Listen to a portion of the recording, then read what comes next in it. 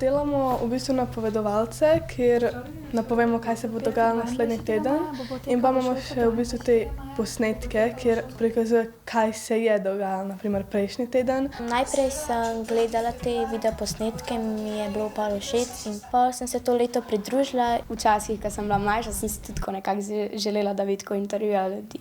Intervjujemo in učence in učitelje.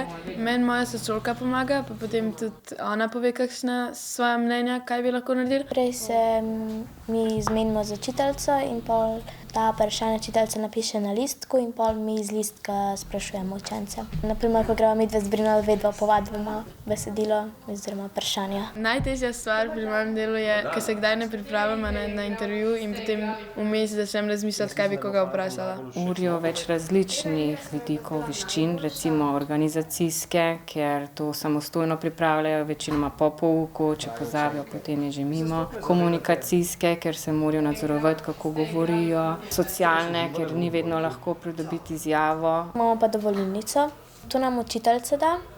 Zaradi tega, da učitelj pa učiteljici vejo, da lahko uporabljamo mi telefone v šoli. Včasih, če je pa tako ful glasno, pa v bistvu uporabimo 2 telefona in z enim snemamo, z drugim pa v bistvu mikrofon uporabimo. Potem pošljemo mi to učiteljici, ki imamo v grupi na Viberu, in to potem učiteljica to pogleda in ona to naredi pa en videoposnetek. Celo šolo, šolsko skupnost se mi pa zdi pomembno, zato ker imajo pri napovedniku ves čas dostopno za vsak teden posebej informacijo, kaj se bo dogajalo. In potem drug posnetek, ki je poročilo, lahko spremljajo v bistvu po celi vertikali svoje vrstnike, ki jih srečujejo na hodnikih, kaj so počeli, kaj jim je bilo všeč, njihove izjave. Vem, da tudi kakšni starši tudi pogledajo te posnetke. Ker grem jaz v bistvu sama sebe pogledati, da vidim, kako zvenim pa kako izgledam.